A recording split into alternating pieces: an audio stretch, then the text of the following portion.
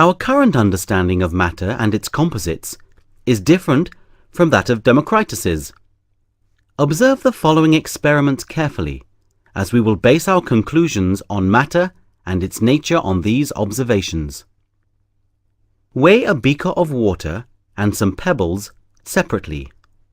Note their respective weight. Add the pebbles into the water. When the water in the beaker is stirred, the pebbles will swirl around. Eventually, everything settles down. The number of pebbles, their size, shape, and weight are unchanged.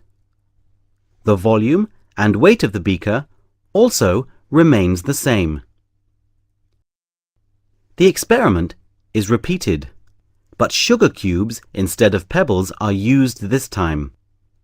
These sugar cubes have the same volume and weight as the pebbles used earlier. Add the sugar into the water. Note that the volume and weight of the beaker of water and sugar cubes are the same as that of the beaker of water and pebbles. But when the water in the beaker is stirred, the sugar cubes get smaller and eventually disappear. The total weight of the beaker and the sugar solution remains unchanged, but its total volume has decreased. Now, take another beaker of water. Some coffee powder is added into the water. Then the contents in the beaker is stirred. The coffee powder dissolves in the water. Once again, the total weight of the beaker and its contents remain unchanged, but its volume has changed.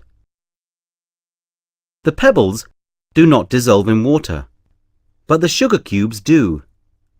The coffee powder also dissolves in water. Based on these observations, what can we conclude about the nature of matter? Matters are made of small particles, and there are spaces between the particles. The coffee powder is made up of small particles which can easily penetrate and then stay in the space between the water particles. Hence, the total volume of the coffee solution is reduced. The total number of particles of coffee powder and water remain unchanged, so the weight of the beaker containing the coffee solution remains unchanged. Now look at the experiment with the sugar cubes. Although the sugar cubes are large, they break up into smaller particles and dissolve in the water.